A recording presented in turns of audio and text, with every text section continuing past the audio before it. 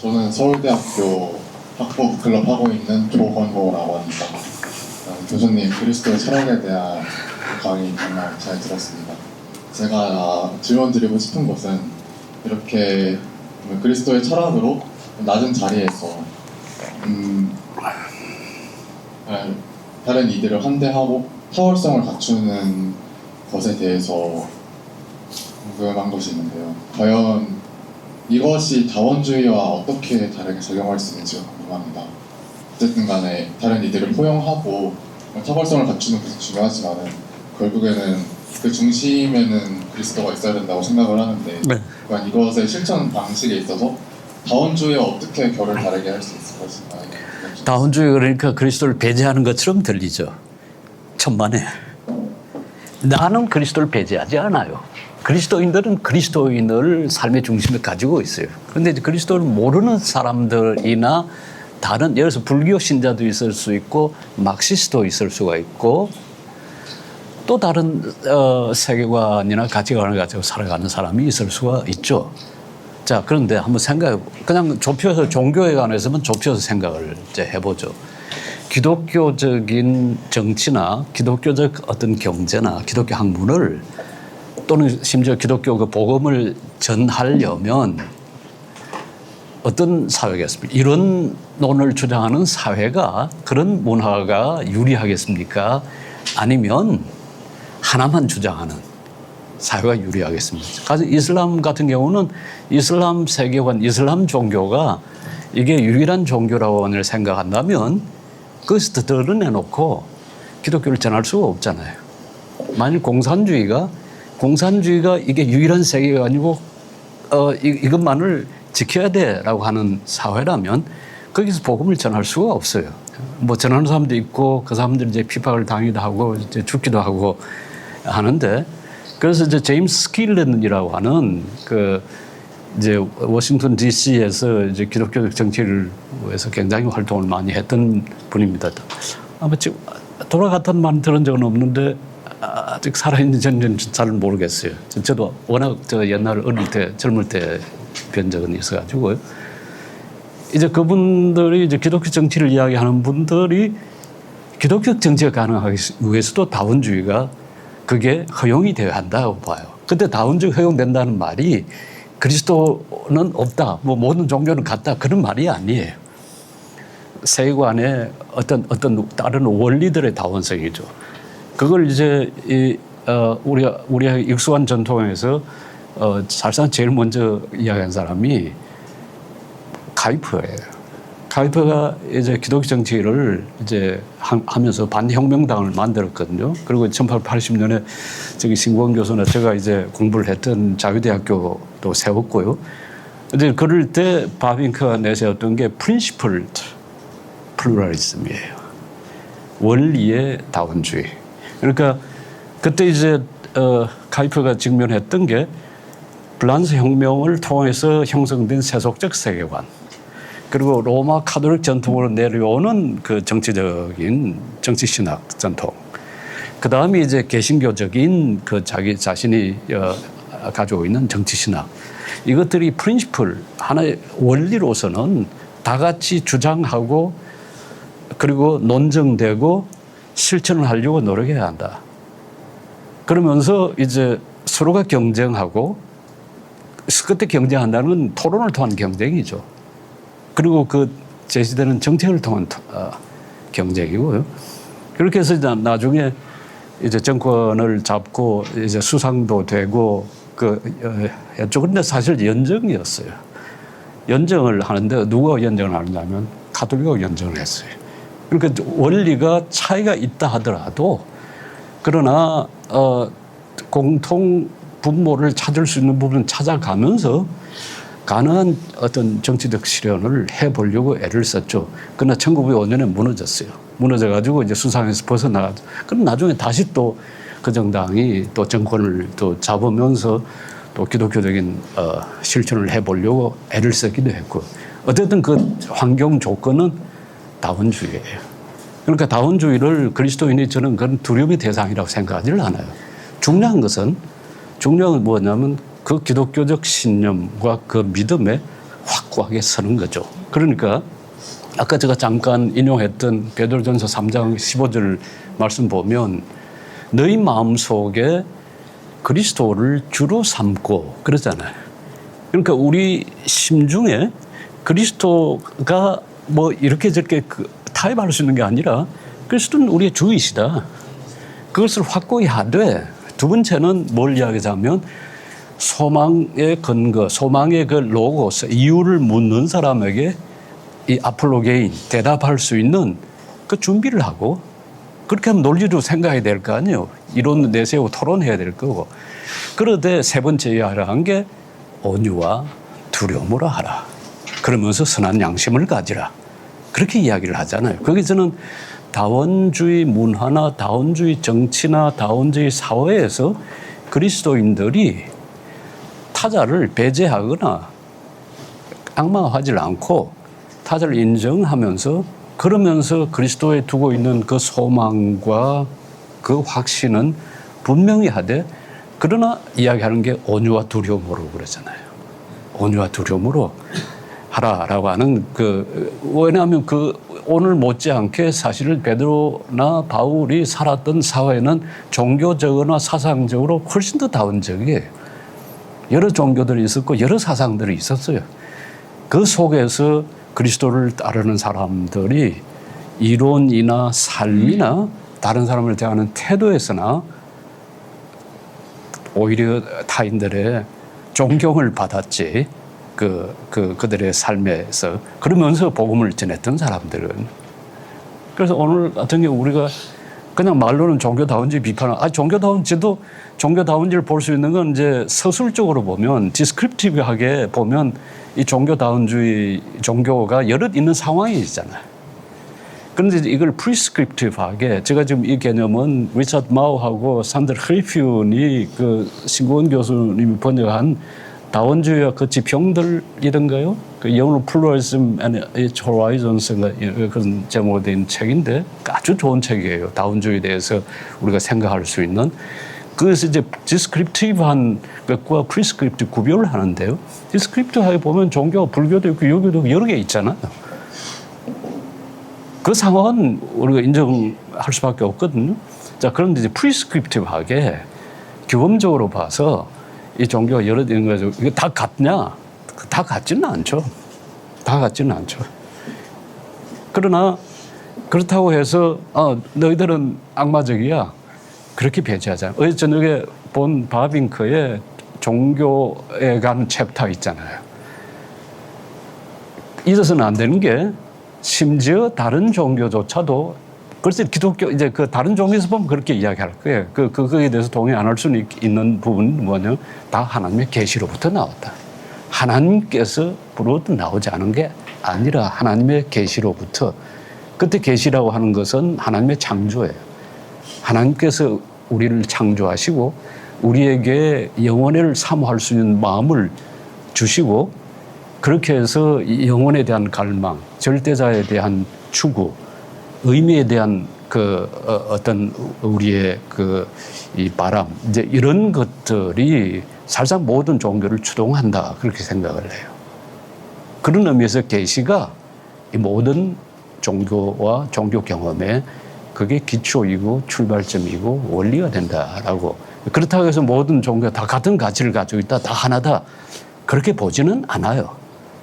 그러나 이제 여기에는 뭐가 있냐면 이제 칼빈이 주석을 쓰면서 디도스 1장 12절에 이 그레테의 사람은 모두 거짓말장이라 하는 부분에 관해서 이야기하면서 이야기하는 건 뭐냐면 omnes veritas, 모든 진리는 de Deo est, 하나님부터 나온다. 그러니까 그걸 심지어 거짓말장이가 만일 참을 이야기했다면 아니면 심지어 사탄이 아까 이야기한 이제 스크루테이프가 진짜 말을 했다면 이건 살살 사탄의 말이 아니고 이건 하나님께서 나온 거다. 참된 거라면. 참된 거. 왜냐하면 사탄으로부터 참된 게 나올 수가 없기 때문에 그렇기 때문에 우리에게 필요한 것은 상식도 필요하고요. 양심도 필요하고요.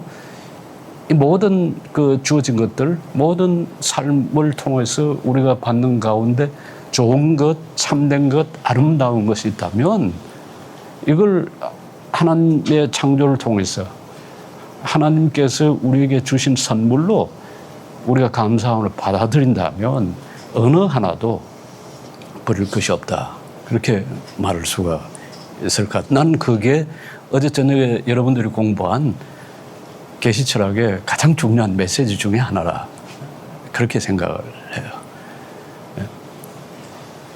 제가 답이 너무 길었어요.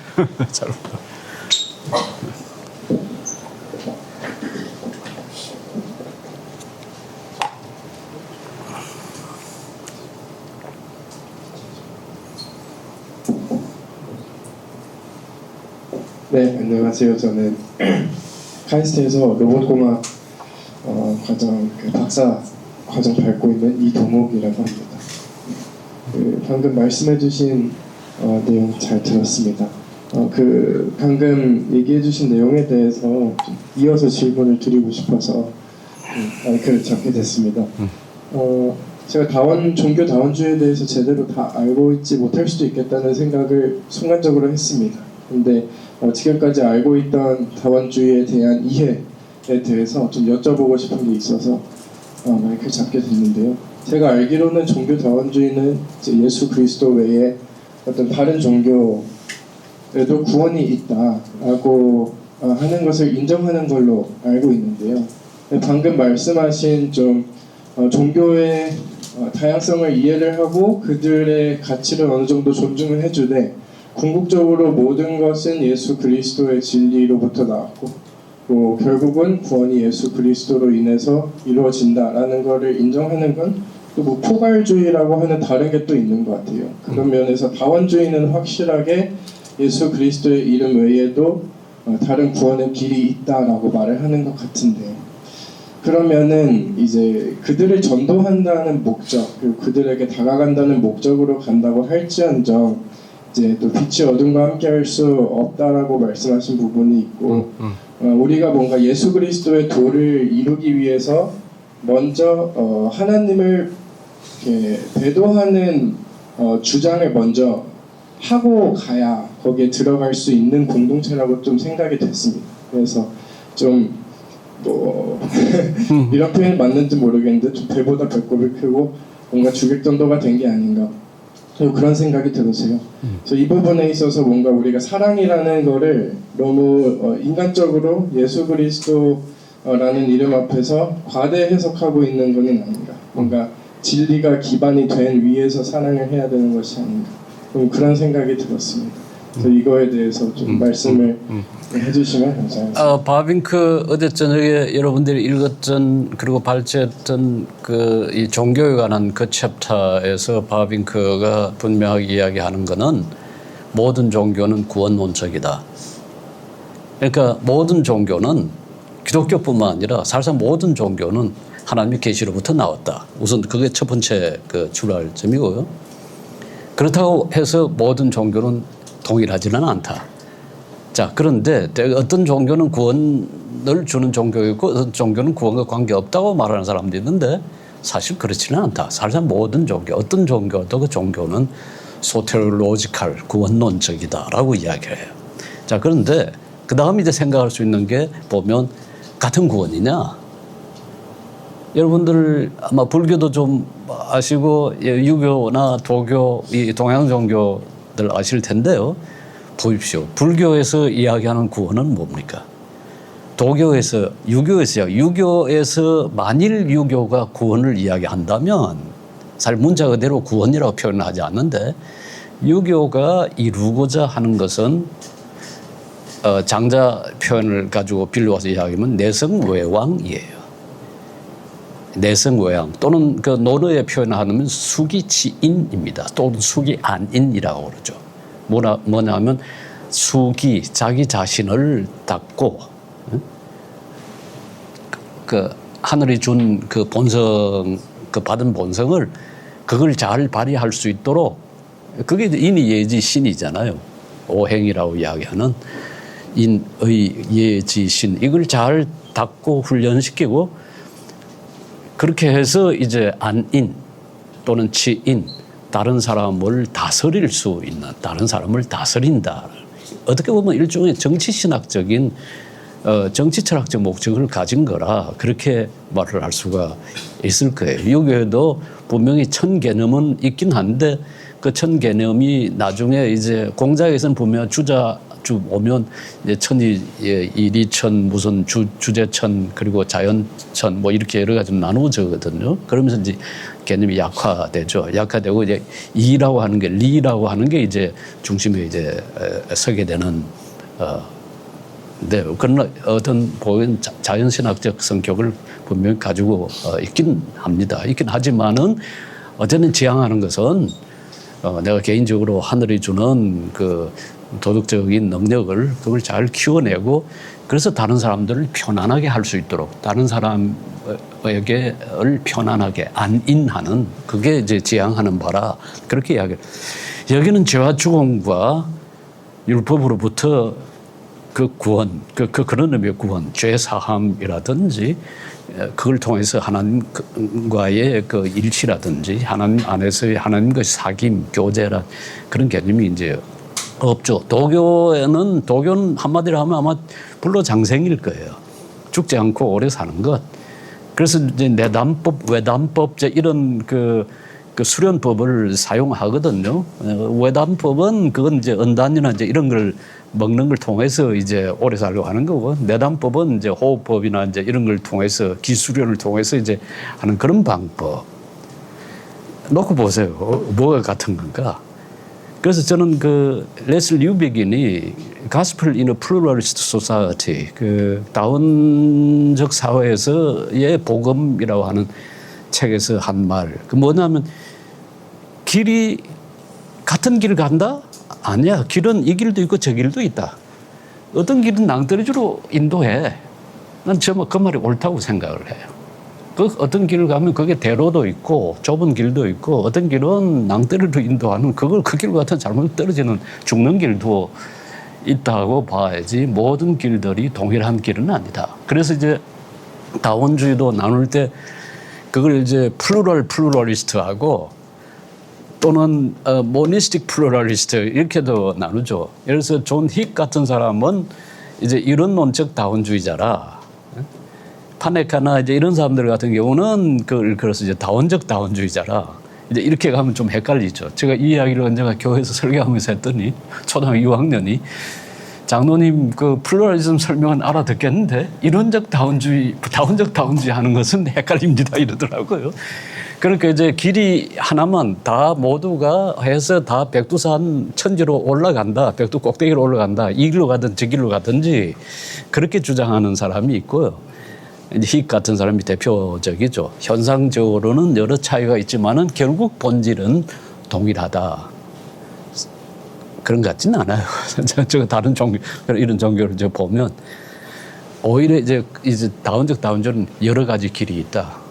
여러 가지 길이 있는데 여러 가지 길이 있다고 주장하는 것에 대해서 우리가 당신은 그 길이 아니요. 그럴 필요는 없어요.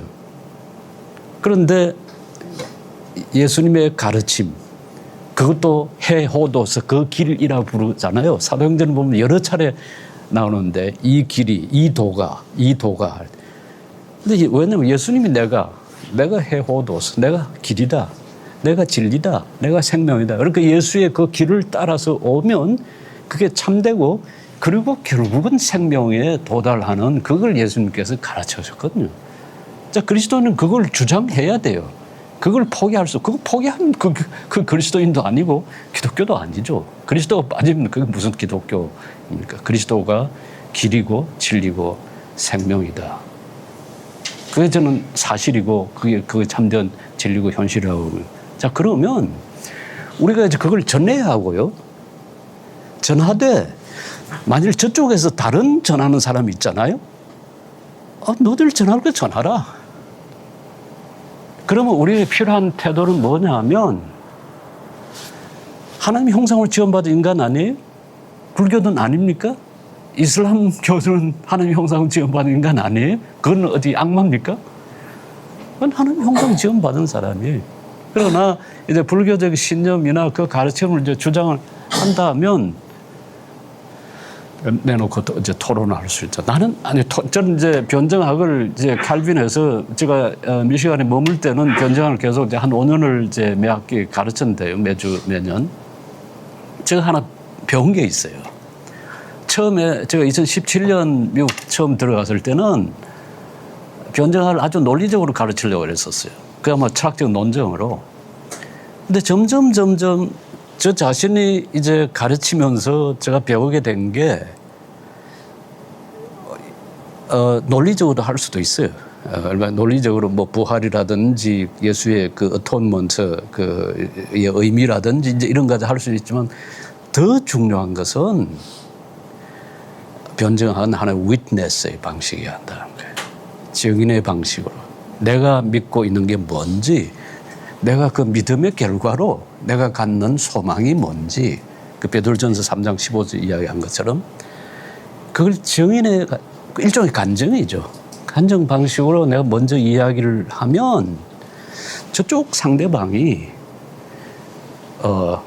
자기의 삶을 이야기하고, 그러면 서로 듣는 귀를 가지게 되고 듣는 마음을 가지게 되죠. 듣는 마음, 솔로몬이 그 구한 듣는 마음, 그걸 통해서 소통할 수 있는 그 가능성이 열리거든요. 그래서 내가 받은 그 은혜, 내가 받은 그 지혜, 그 삶의 능력과 삶의 그 힘을 말로서 전하고, 말로서 전한다는 것은 어떻게 보면 아까 두 가지 도전이라고 그랬잖아요. 해체의 도전과 하나가 차이의 도전인데, 그 둘을 하려면 말로서 전하는 것과 동시에 삶으로 보여주는 거예요. 저는 다원적 사회, 우리 이 사회 속에 사실 우리가 태어날 때부터 우리는 다원적 사회에서 살고 있었어요. 그거 저 착각하면 안 돼요. 이미 기독교 복음이 들어올 때 오랫동안 그 유교 전통의 가르침을 받아봤고 불교를 통해서 세계관이 형성돼 있어요. 우리는 되게 그런 말 하거든요. 죽음에 대해서는 되게 불교적이고 현실의 삶에 대해서는 되게 우리는 유교적이다.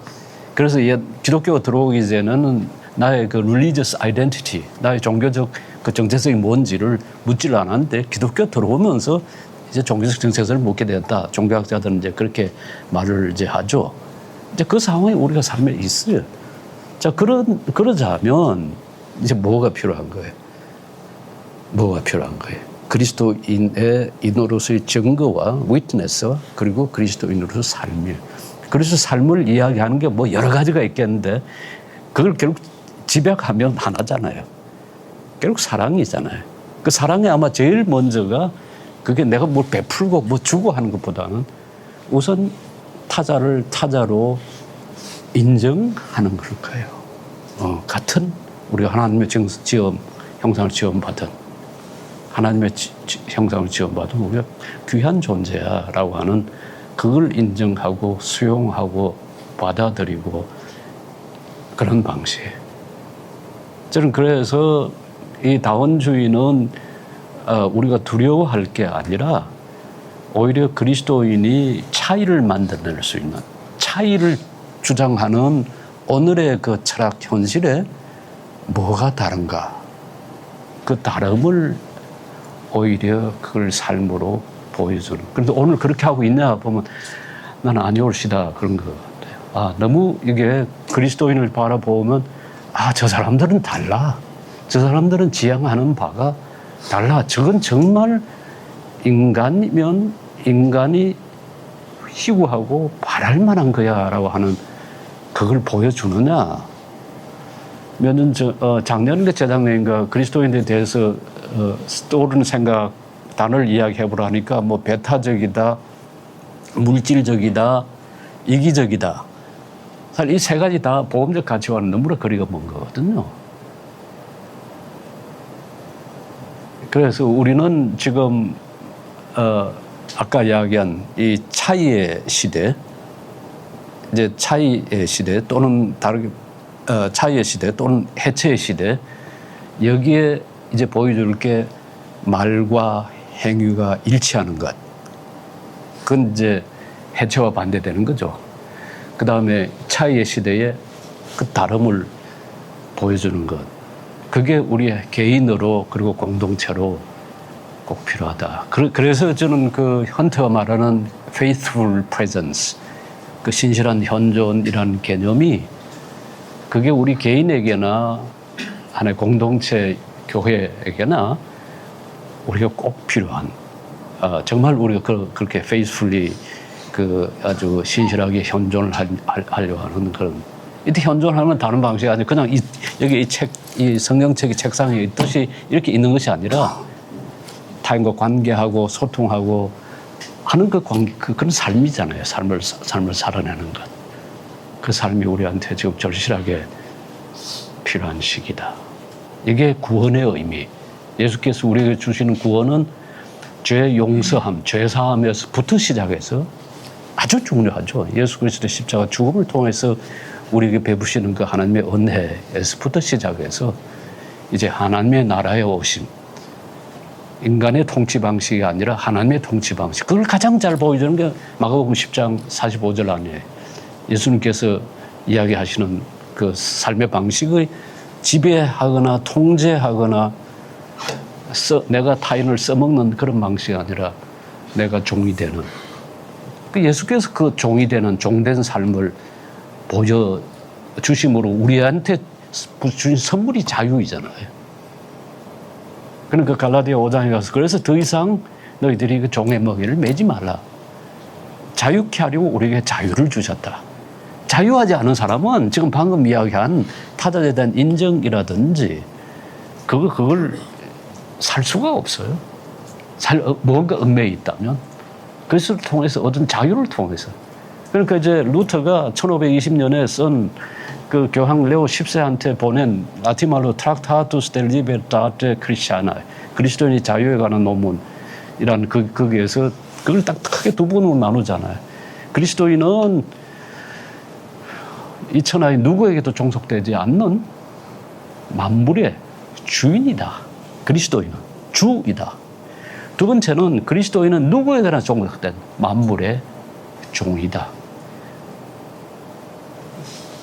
자유를 얻은 사람이 만물의 주인이에요.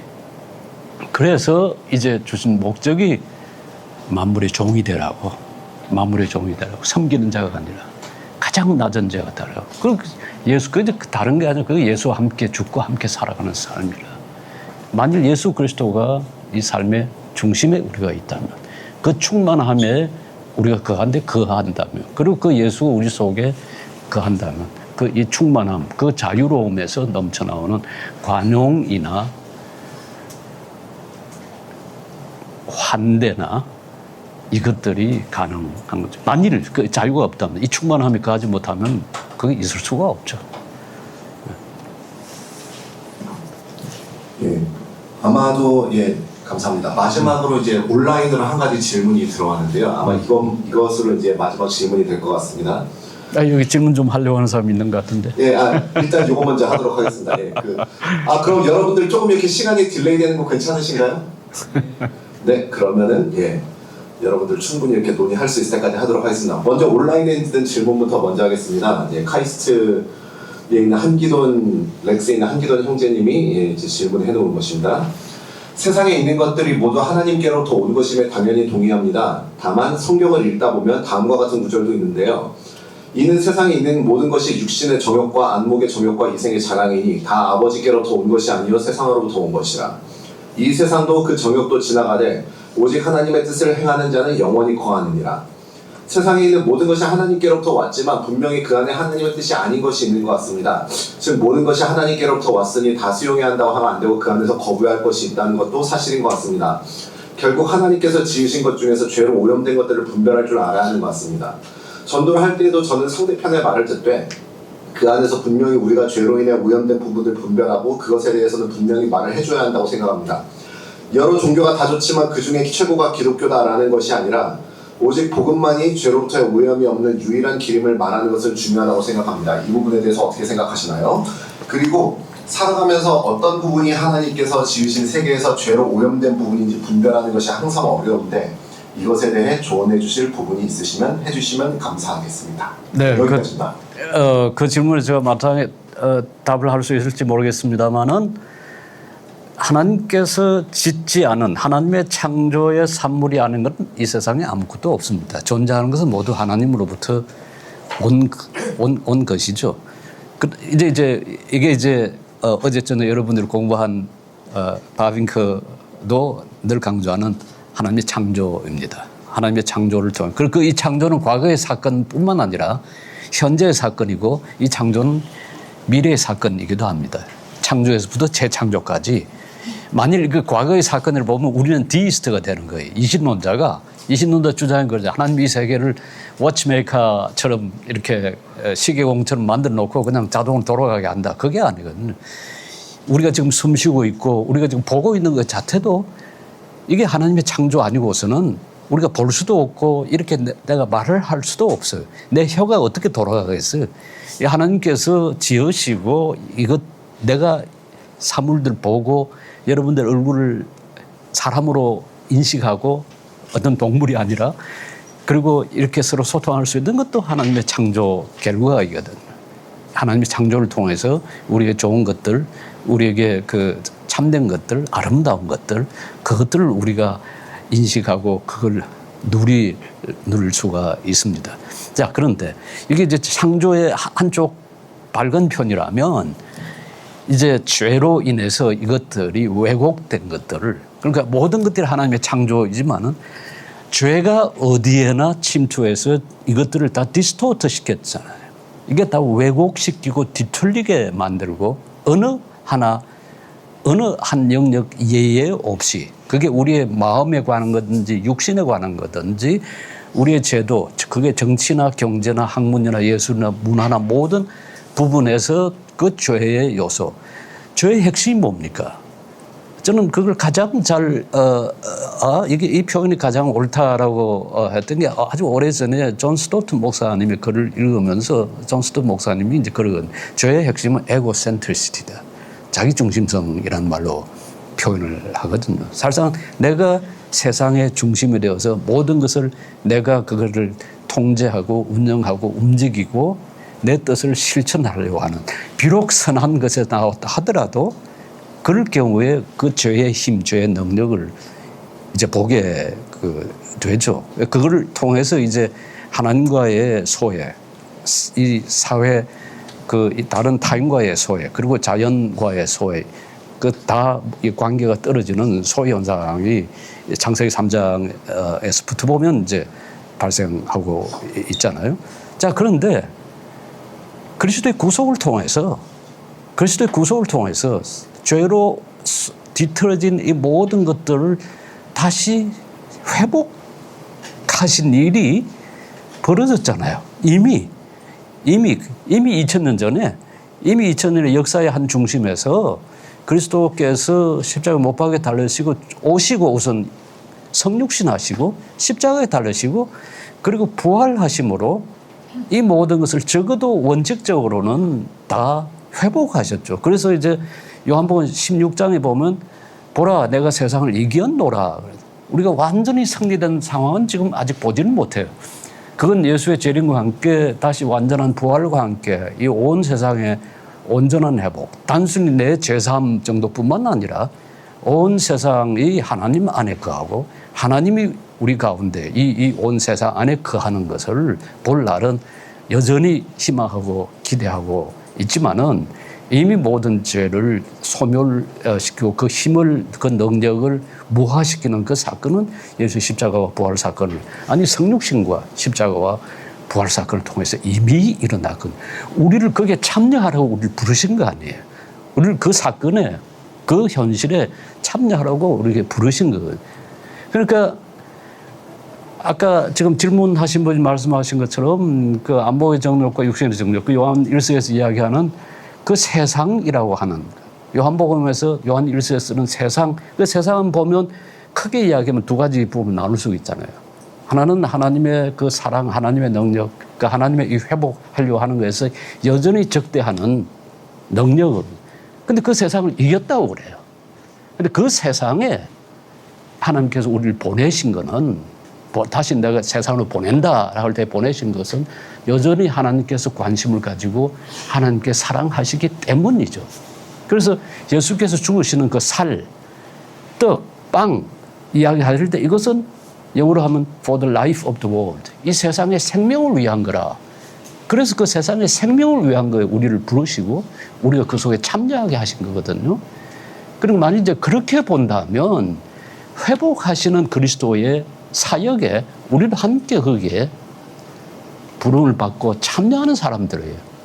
그러니까 아까 질문하신 분이 이야기하신 것처럼 분별할 필요가 있죠. 분별해야죠. 이게 내 중심으로 하는 거냐. 아까 제가 이야기한 스쿨테이프 방식을 보면 내가 먹으려고, 잡아먹으려고 하는 거냐, 아니면 나누려고, 그 사랑을 서로 나누려고 하는 거냐. 왜냐하면 우리 교회 속에 얼마인지 세상이 들어올 수가 있잖아요. 세상 사람들부터 저 교회가 세상보다 더 세상이야 라고 하는 말을 듣고 있는 게 지금 오늘 현실인데 그럴 수도 있거든요. 그러나 누구냐, 우리가 누구냐라고 다시 묻는다면 우리가 그리스도의 이 사역에 만물을, 하나님의 창조를, 온 세상을 회복하시는, 온 세상의 생명으로 이 생명을 다시 회복하시는 그 그리스도의 일에 우리가 동역자로 참여하자고. 우리가 함께 언약 맺은 사람. 구약 성경이나 신약 성경의 언약이라는 개념은 저는 중요한, 아주 16세, 17세기 언약 신학이라는 게 이제 발전이 됐습니다만은 중요한 건 뭐냐면 하나님은 우리의 하나님이 되고 우리는 하나님의 백성이 되는 거예요. 온 피조물들이 누구를 통해서? 그리스도를 통했어요. 그래서 이것이, 이 만일 중심을 우리가 잡는다면 바르게 분별할 수가 있지 않을까. 누구를 위한 거냐? 하나님을 위한다면서 자기 배를 채우는 거냐? 아니면 마치 그리스도가 죽기까지 자기 자신의 그 하나님됨을 버려두고 죽기까지 그리스도가 아버지를 섬겨본 것처럼 우리도 함께 그 속에서 그렇게 섬기는 존재, 종으로 살아가는 삶을 살 수가 있는가. 만일 종의 관점을 가진다면 우리가 무슨 주인이나 대단한 그 지배자의 관점이 아니라 만일 서번트의 관점을 가진다면 단순히 관점이 아니라 그렇게 살려고 한다면 아까 이야기한 그 악의 요소, 분명히 오염되고 부패되고 이 왜곡된 그것들을 눈으로 보고 그것들을 배제하면서 그래도 우리의 삶을 그리스도 앞에서 살아갈 수가 있지 않을까. 제가 사실 억하심정이 좀 있어서 그래요. 너무 배타적이고 이게 너무 교회 이기주의적이고 이런 방식의 사는 이건 그리스도를 따라가는 사람들, 그리스도를 닮아가는 사람들, 그래서 그리스도 함께 죽고 살아가는 사람들의 삶의 방식은 아니거든. 예수의 삶을 봐도 그게 드러나잖아요. 예수 삶을 들여다봐도. 그런데 왜 예수의 삶은 들여다보지를 않나 하는 그 마음이 있어서 제가 지금 이렇게 이야기를 합니다. 예, 감사합니다. 또 저 뒤에 손을 질문이 또 혹시 여기서도 혹시 질문 있었나요? 먼저 하겠습니다.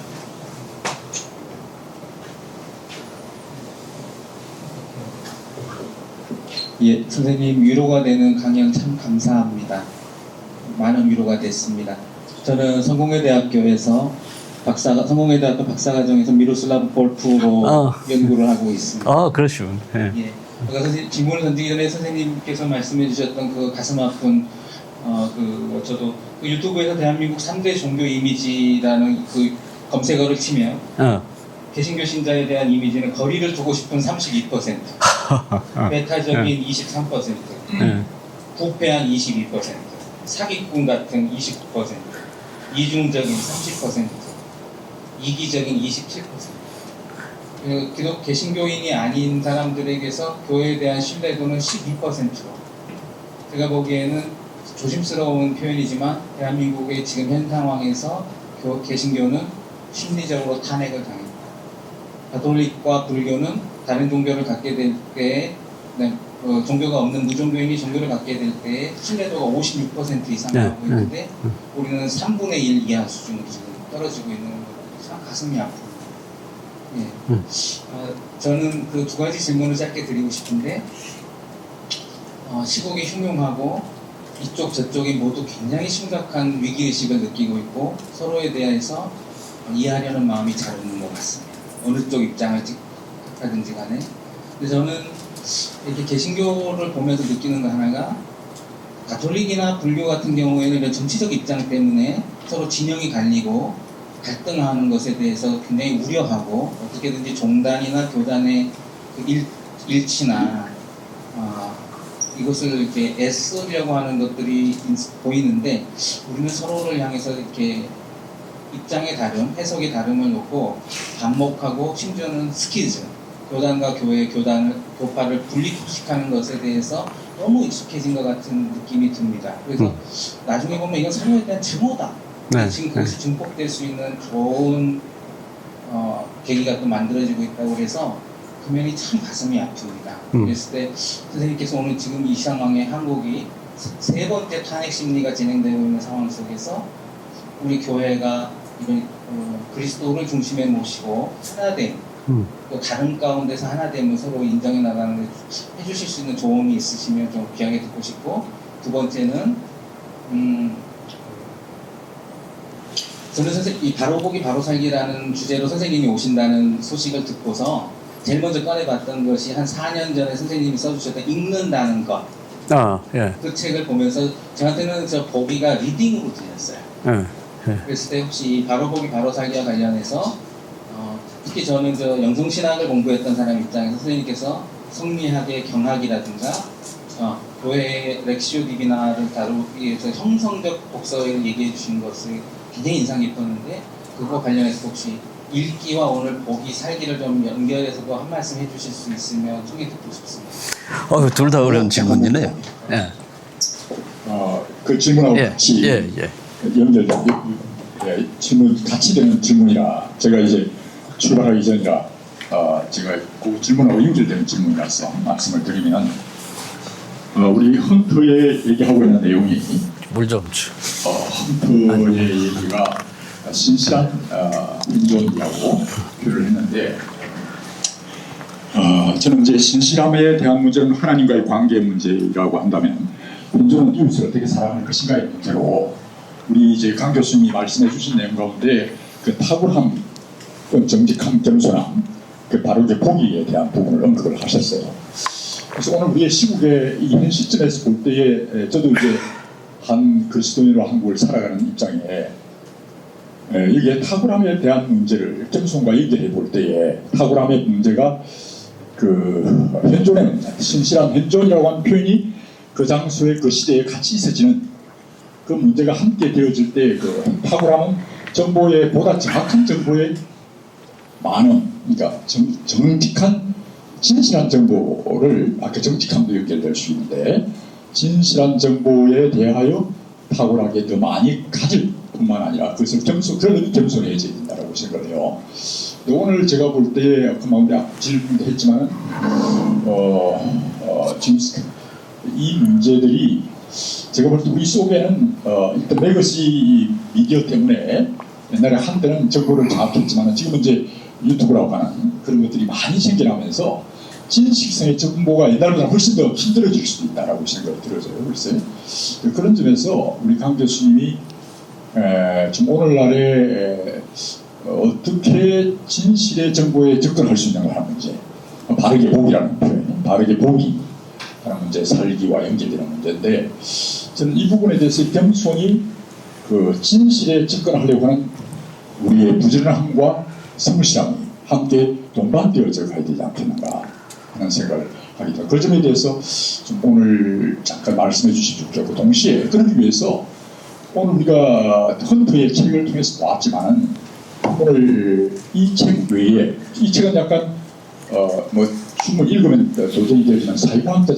접근에서 얘기하고 있는 부분이라 혹시 오늘 이 자리에 시간이 없기 때문에 다 말해줄 수 없다면 좋은 책을 하나 소개해 주목을 해서 오늘의 답을 조금 더 구체적으로 할 수 있는 오늘의 정치 현실이다.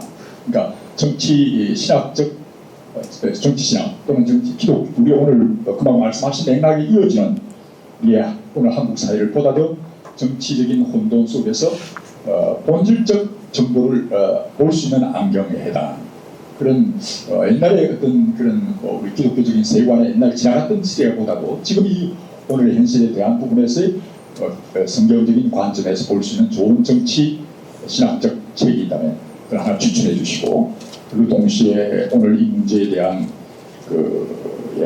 신실한 현존에 대한 문제에 대해서 저는 보다 더 겸손히 진실에 접근하려고 하는 우리의 태도들 그것이 좋아야 된다. 안 그러면 자기 중심으로 내가 옳다고 생각하는 그런 기준에서 말을 하다 보니까 서로 막 이제 선악을 알게 하는 과일을 먹고 판단해버리는 상태에 가버리는 상대방에 대한 배려와 기다림 속에서 서로 들으려고 하는 그런 부분들이 많이 필요하지 않을까 하는 생각을 하게 되면서 그 부분에 대한 답을 좀 앞부분으로 연결해서 주시면 예, 제가 그게 2021년인가 22년인가 잘 기억이 나질 않는데요. 아마 21년일 것 같은데 철학자의 신학 수업이라는 책을 보이는 사람한테 한번 낸 적이 있습니다. 그 중에 보면 한 챕터가 포스트 트루스 그 현상에 관해서 그가 저 2018년에 잠시 교육했을 때 이제 했던 강연문인데요. 거기서 이제 이야기한 것 중에 하나가 스캡티컬한 태도의 필요성을 이야기했어요. 회의주의적인 태도. 스캡티시즘 그러면 사람들 되게 오해를 하는 게 모든 걸 다 의심하는가? 사실 그러지는 않아요.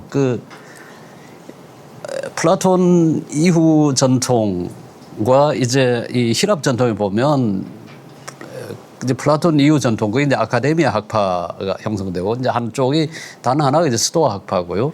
그 다음에 단 한쪽이 이제 에피큐로스 학파인데 이 세 학파의 이제 신학에 대해서 다룬 게 이제 키케로가 쓴 데오 나투라 데오룸 신들의 본성에 관해서라고 하는 최초의 그 하나의 집약된 필로소피컬 티올로지를 철학 신학을 이제 전개한 책이 있습니다. 그 중에 이제 아카데미 학파라는 거 하나 있거든요. 그 아카데미 학파가 다른 게 아니라 일종의 그 회의론적 학파예요. 회의론적 학파라는 건 참과 거짓을 단정하지 않고 그 끊임없이 에포케의 그 상태, 판단 중지의 그 상태를 이제 취하는 걸 뜻하는데요. 만일 이제 그거를 점도해 둔다면 스캡티스트가 된다는 말은 스캡토마이라는 말은 찾는다는 뜻이거든요. 뭘 의심한다, 회의한다는 말보다 끊임없이 찾아가는 태도예요. 이게 참인가 거짓인가 그걸 검토해보고 따져보고 물어보는 만일 그 태도만 있다 하더라도 쉽게 어디에 빠지지를 않아요. 아까 장 목사님 이야기한 레거시 미디어보다 요즘 오히려 유튜브 아니 그 대통령은 그거 보라고 그랬다며요. 그 레거시 미디어 보지 말고 오히려 유튜버들 그걸 보라고 그게 참이 있다고. 그런데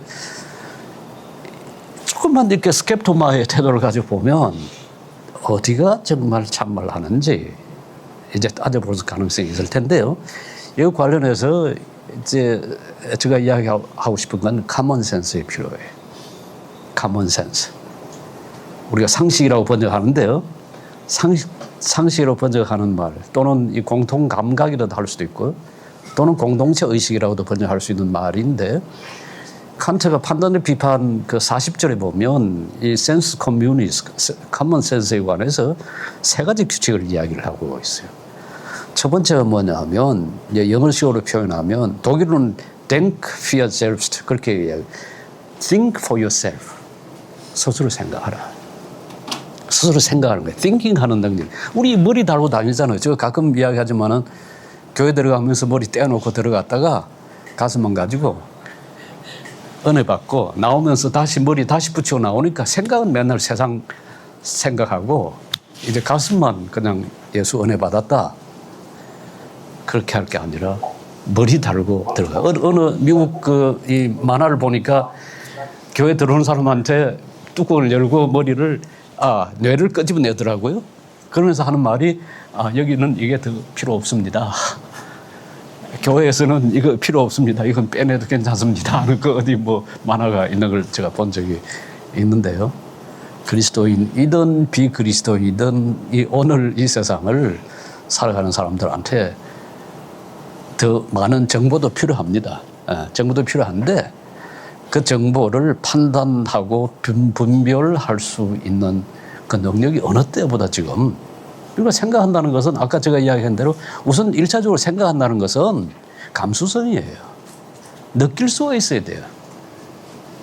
아픈지 아는지 뭐한지 이게 내한테 아픔을 주는지 타인한테 아픔을 주는 건지 우리 공동체를 아프게 하는 건지 어쨌든 그 고통에 대한 민감성이 있다면 그로 인해서 질문이 생기고요. 질문이 생기면 생각하게 되고요. 생각하게 되면 쉽게 누구 뭐 어디에 대중들이 주장한다고 그 쉽게 따라가지가 않아요. 그러니까 폭도가 될 수가 없어요. 생각하는 사람에게는.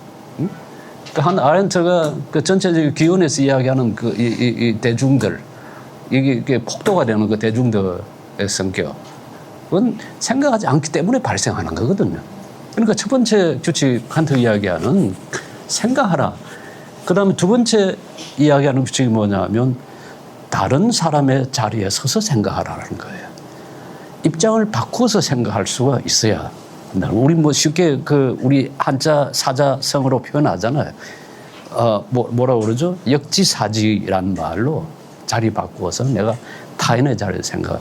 아까 제가 짧게 이야기한 그 황금률, 그러니까 다른 사람들에게 해주기를 원하는 대로 너도 그렇게 해라고 하는 말은 스스로 생각할 수 없고 역지사지할 수 없다면 행할 수가 없어요. 사실은 이런 상식적인 삶을 살기 위해서라도 다른 사람 입장에서 생각할 수 있어야 하고 세 번째는 칸트가 이야기한 게 Denk mit sich selbst einstimmig. 자기 자신과 einstimmig, consistent하게 생각하라. 일관되게, 모순 없이. 그러니까 내한테 되게 우리는 자기한테는 유리한 거 적용하고 남한테는 안 하거든요. 자기한테 유리한 건 자기한테 남한테는 적용하지를 그건 컨시스턴트 못한 거죠. 그 사고방식에서. 이런 그 common sense, 상식의 회복이 지금 어느 때보다 우리한테 제대로 판단하고 제대로 살아가기 위해서, 제대로 보기 위해서는 필요하다. 제가 여러분 책 이야기 하시는데 제가 모든 책 다 제외하고 한 것만 딱 아주 최근에 나온 톰 라이트하고 다른 한 저자하고 쓴 예수와 권세라는 책이 있습니다. Jesus and the Powers. 영어는 복수형인데 우리말로는 그냥 예수와 권세. 야다 무슨 출판사라는 데서 나온 책인데요. 예수와 권세. 예수와 권세들이라는 책 말고요. 호슬린인가 하는 사람이 쓴 거 말고 톰 라이트가 쓴 책입니다. 그게 이제 구약과 신약에서 이 정치와 권력의 문제 다루고요. 그 다음에 교회사 전체에서 이 정치와 권력, 교회와 정치, 교회와 국가의 관계도 논의가 되고, 세 번째 이제 현대 사회, 오늘의 삶의 상황에서 어떻게 그리스도인답게 그 성경 말씀 따라서 제대로 행동할 수가 있는가라고 하는. 근데 최근에 나온 책으로 제가 앞에 출처를 쓰면서 그런 말을 붙여서 이 그리스도인들에게 정치 신학 입문서로는 당분간 이 책이 아마 가장 나을 것 같다. 그 이야기를 썼거든요. 그래서 정치 신학을 이해하기 위해서라도 여러분들 한번 읽어봤으면 좋겠다 싶은 생각입니다. 이제 끝나는 모양이죠. 예, 그렇습니다. 예. 더 이렇게 하면 좋겠지만 여기까지로 하고 다시 한번 여러분들 강연한 박사님께 다시 한번 감사의 박수 드리겠습니다.